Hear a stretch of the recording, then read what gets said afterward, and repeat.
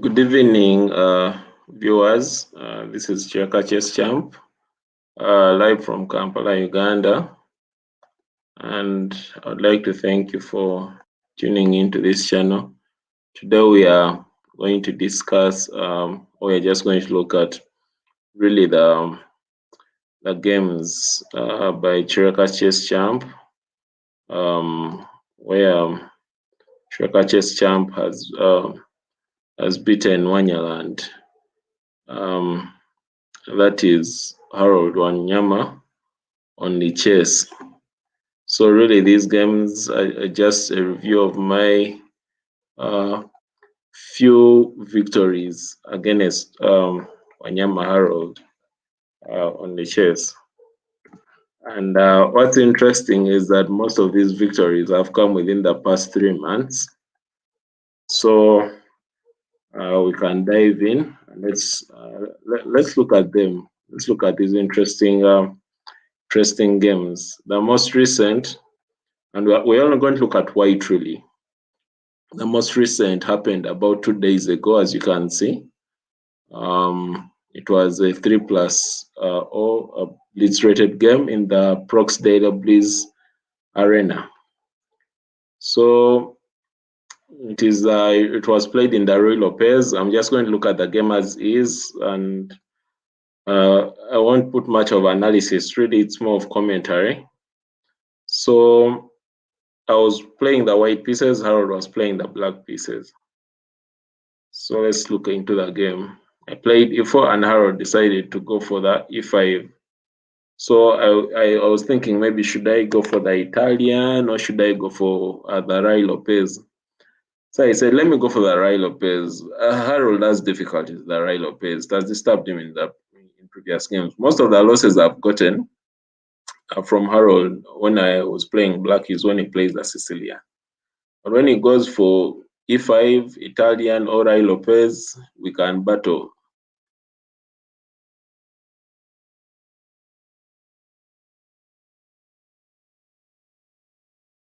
As you can see, knight c, bishop b5, a6. This is standard Rai Lopez.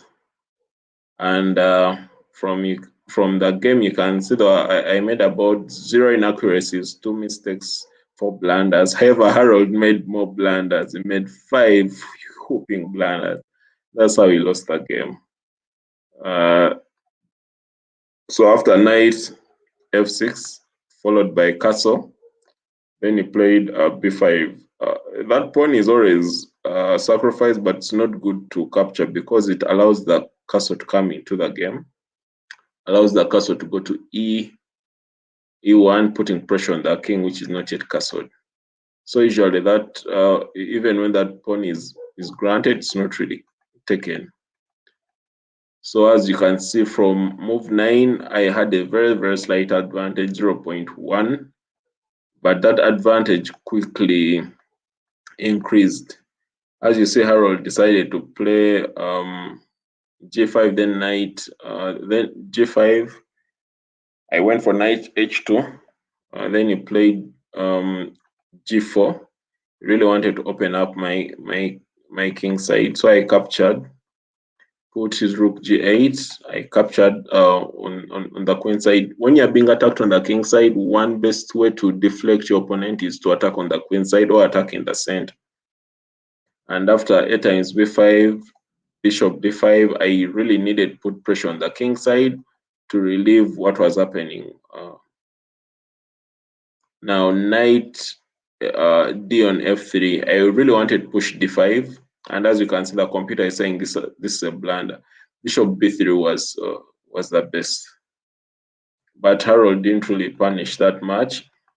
As you see, I managed to block out the bishop, and he managed to put me on a lot of pressure.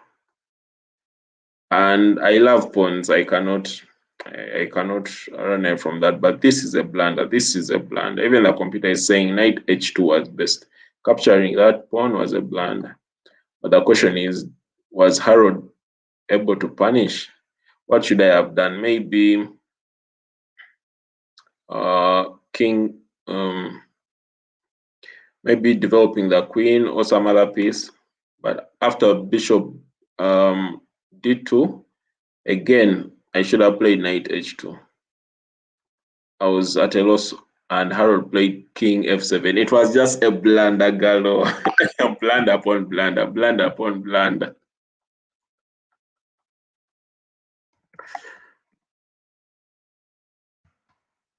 So one thing I can tell you is that during these games, especially with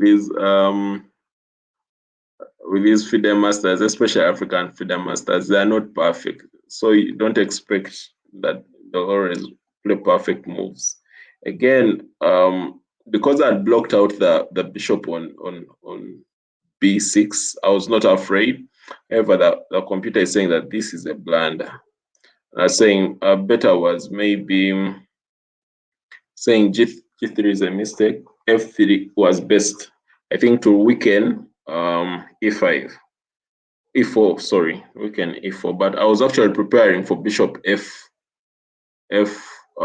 and I needed the pawn to hinge in that particular position. I played rook h7, preparing to develop this bishop out, then bring this other rook and pile on the queen side. So again, that was a blunder. F3 was best as per the computer, and that's what he did. He opened up on the he opened up and he wanted to checkmate me, as you can see. So I had to find a way of running. Again, this was a blunder. Computer is saying queen times b5 was best. I actually did think about queen times b5 in this position. I thought long and hard about it. However, I needed to open up the E file. In my mind, I was thinking I need to open up the E file so that I can have an attack on the king or visibility on the king. And after that, as you can see, I was running for my life. That was a blunder, and even me, I agree with the computer. He should not have picked that rook. He shouldn't have picked that rook because he had activity, but after picking out that rook, the piece which was attacking me was no more. And this is where he blundered. Queen f3. You know, when you make so many blunders, you end up losing the game. I mean, you don't need rocket science for that. And this was the major. It wasn't a blunder, but it was okay. It was a blunder because it led to checkmate, but it was a major weakness. It shouldn't have captured this pawn. And I have this insensate desire for pawns. Well, this time Harold got the pawn each. And as you see, I just attacked the king. I didn't care what. All I wanted was to hunt the king down. I think this is one of the sweetest victories. Sweetest victories. I don't know what was going through Harold's mind, but trust me, it was not pretty. Checkmate.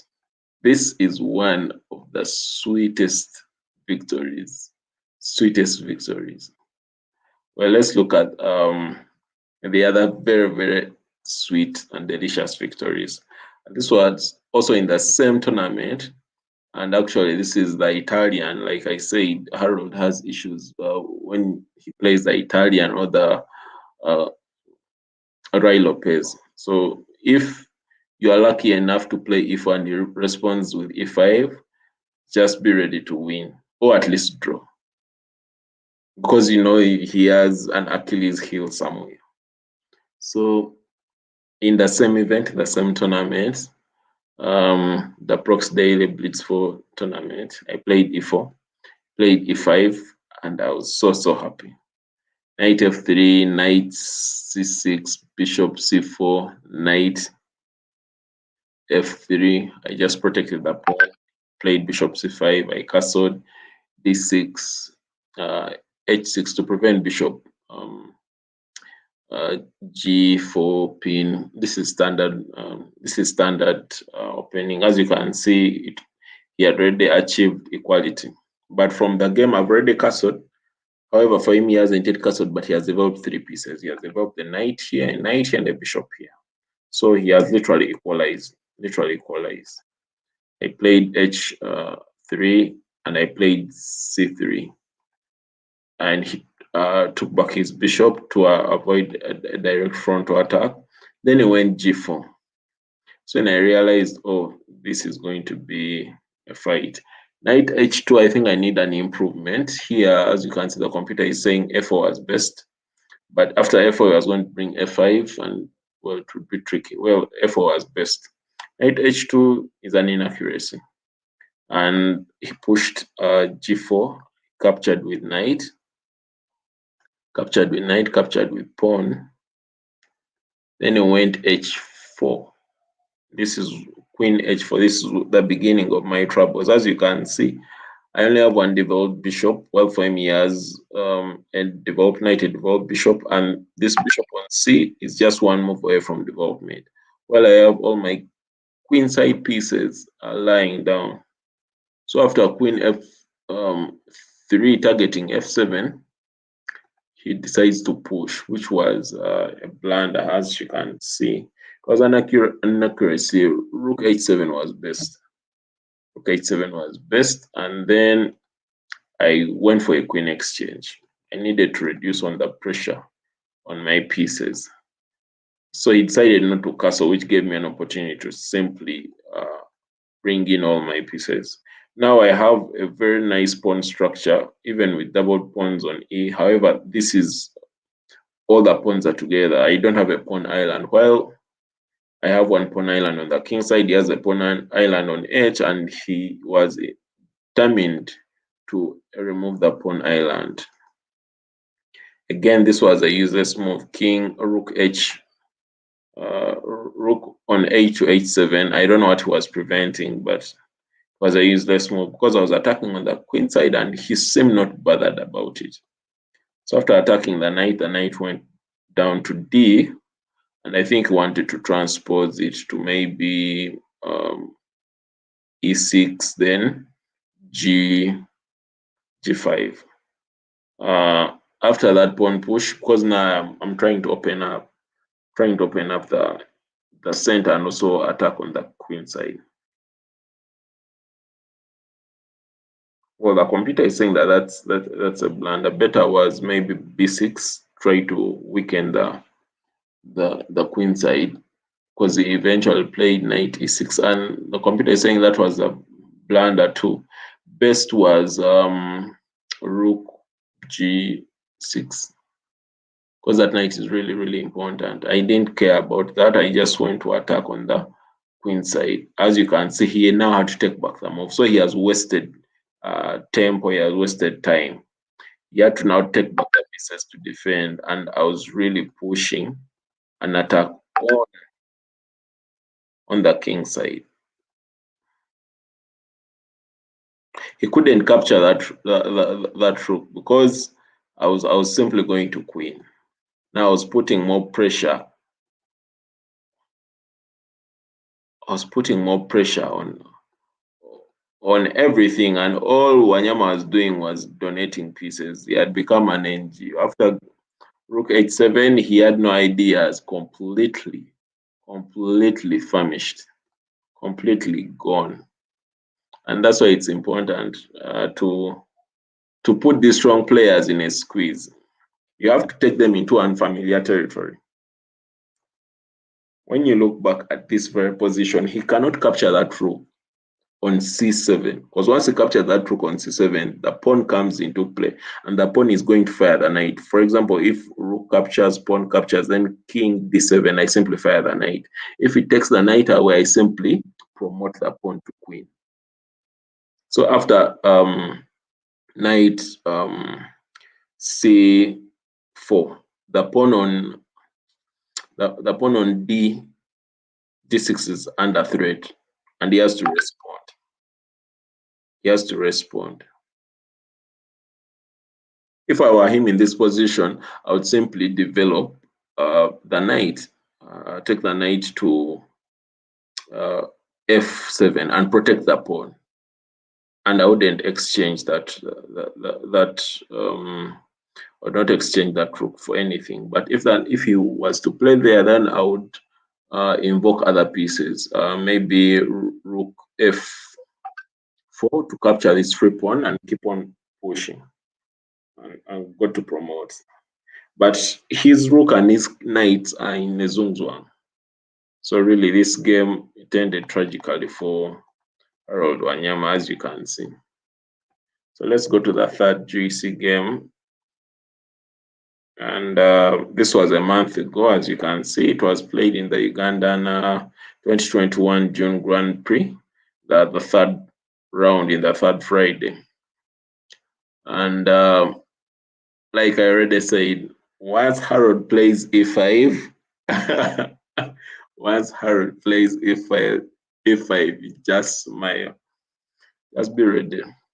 I think he needs to improve his theory around e5. This was a blunder, as you can clearly see. The computer flagged it. Blunder on move 7. And I mean, we're talking about the national coach here.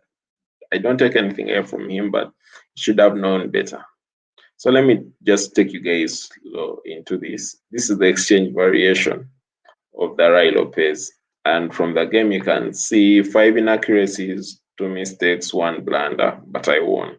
Why did I win? Because even if I made 5 inaccuracies, he also made 5 inaccuracies. I made 2 mistakes, he made 4 mistakes. I made 1 blunder, I made 3 blunders. So your ability to make less blunders or mistakes determines whether you'll win a game or not. Because I mean, we are dealing with human beings. The super grandmasters barely make even 1 mistake or inaccuracy. But the rest of us normal human beings, the likelihood that you'll make a mistake in a game is high. So if you simply make less mistakes, your opponent will make more mistakes and you win. But then there's another way of looking at it. Simply up your game in such a way that you make 0 or fewer mistakes or blunders. Improve your opening theory, improve your middle game understanding, improve your tactics, improve your strategy, improve your end game. Most players, once they get into the end game with a pawn or a piece up or a strategic advantage, it's really a win. So back again, e4. I played e5, knight f3, knight c6, bishop b5, f6. I went for the exchange variation. The reason why I like this exchange variation, it is somehow similar to the Rosolimo, only that this is Rai Lopez, and I play the Rosolimo against a Sicilian. Most of the times, that is. And after knight c3, what did I expect at this point? At this point, I expected maybe bishop g4, or maybe bishop d6. That's what I expected, really. When Harold went for f6, which is also not a bad line, it's playable. As you can see, it was 0.0 advantage. It was equal. I just went for an open game, d4. He exchanged, I brought my queen for exchange, and he blundered. Boom! So as you can see, once he starts blundering, it's going to have a ripple effect onto the whole of the game. The rest of the game, I mean, you're blundering on move 7. What will happen on move 28? 4 blunders, I don't know. So I made sure I activate all my pieces. You can see by move 8, 2 knights out, 1 bishop out, 1 queen out, ready to castle east or west, king side or queen side. Harold had all the bishops and the knight on the back rank. Only developed 1 bishop, but you just know that now the attack is on. I castled queen side so that I could not castle there and then. He brought the rook, which again is a blunder. I just captured. Well, that was a blunder, but let's see what the computer says. I should have played maybe after he should have played g5 to put pressure, but instead he castled. And I should have played queen s7, putting pressure on these pawns. And you know I'm a pawn lover. I love pawns. I should have known better, you know. But I went for the exchange because I simply wanted to put constant pressure on his king. At this point, he had basically almost equalized. He was playing well.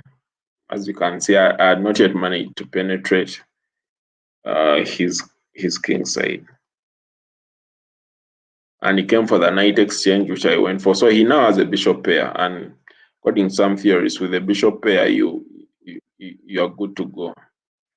Basically, you should win just because you have a bishop pair. I don't subscribe to that school of thought, but now this was another blunder. He shouldn't have exchanged his bishop out because uh, he allowed these 2 pawns to be connected. And his strategy now is to promote this h4 pawn. So he's basically going to come to fire this pawn out and go to queen, which is fine by me because I would let him have these 2 pawns as long as I promote one of these pawns. So I went for e7, and I captured that pawn, and he captured the h pawn. So now it is a race to who queens first. So I was threatening a mate right there, as you can see. However, I had to be wary of his threats. I now have a pawn which is about to be promoted. I think I should not have captured that pawn. I should have just taken my king and promoted. But I wanted to weaken him a bit. Because there's nothing he could have done to prevent. I just decided to take the pawn just to make sure that my king is not too far and there are 2 pawns against the rook. So that's why I took the pawn. So that game actually was also an interesting one. Let's look at the next.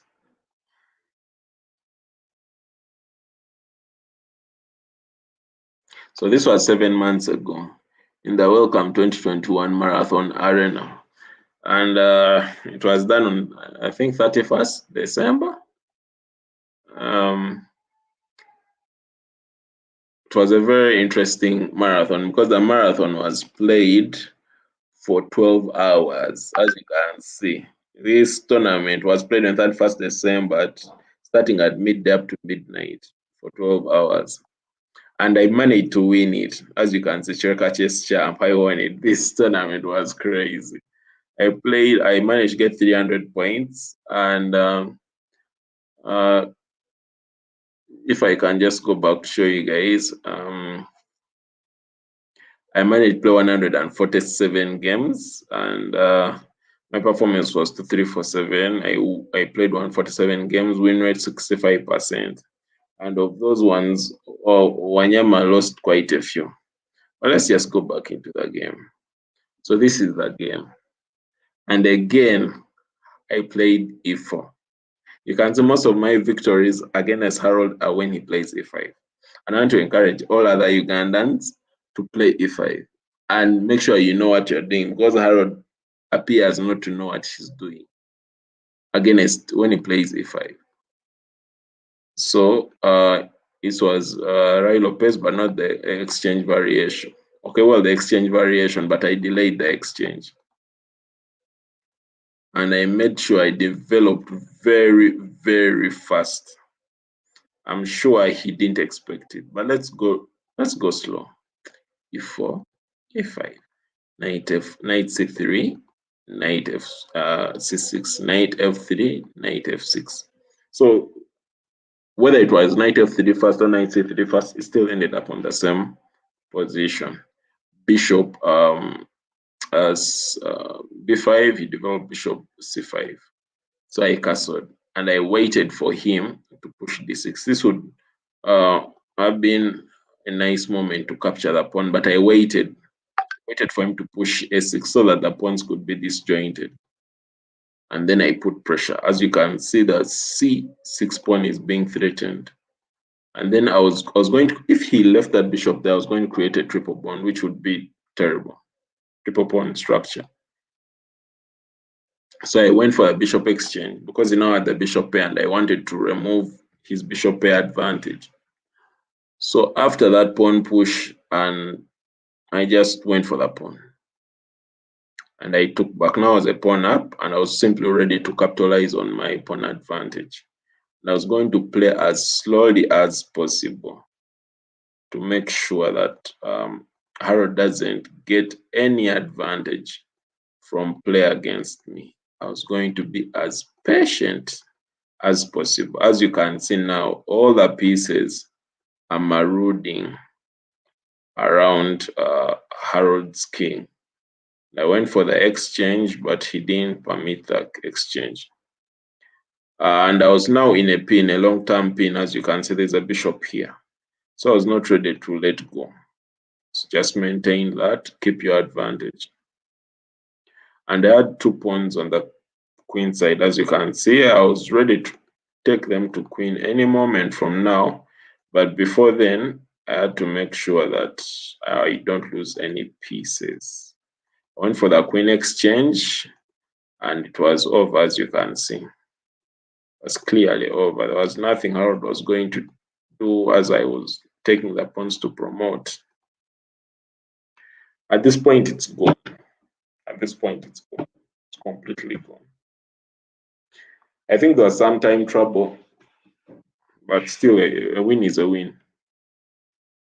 So we are going to look at the very last game. I'm going to look at games which are not blitz, because sometimes, or bullet, sorry. Bullet, sometimes I don't really consider bullet so much, because it's really about time and not really about the chess. So let's look at this one. It was played about 3 years ago. As you can see, my wins against Harold are far in between, but my losses are many, because Harold is genuinely a strong player, and especially in white, and especially when he's playing d4, he's brutal. So I'm really looking at only my victories in white, and as you can see, there are very few in the last 3 years, but in the last 3 months, in the last 7 months, there are many. So I had to improve my game or get beaten by Harold. So he went for e4, he went for c5, knight f3, d6. This looks like nudged off, or others call it nudge off Sicilian. But I went for the for e4, c4 lines, because I wanted to close the game. Really, there are many losses I've had in open games, so I try to make sure I close the game as much as possible.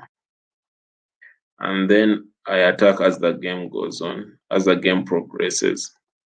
Harold is a force to reckon with, so I made sure I'm careful. So this move was interesting. Queen b3. I wanted to capture his bishop for free, but he was very aware. The sack still came anyway, and I was willing to take my chances. I was willing to wait. As you can clearly see, the pressure was now on. I was a pawn up, but also strategically, my position is superior. And the goal now is to simply exchange the queen out and promote. It was not going to be an easy one. However, I made sure I put as much pressure as possible on Harold's queen. But I was also wary of his own. Right here, I could have promoted, so he had to be very careful. So after this exchange, he just blundered the rook. But what option did he have? What option did he have? Because I already had +6. I was going to fire this bishop out. That was the next plan, just fire the bishop out. So that's it, guys. Those are my 5 games, my 5 sweet games against Harold. And remember, e4, and you win against Harold. Good night.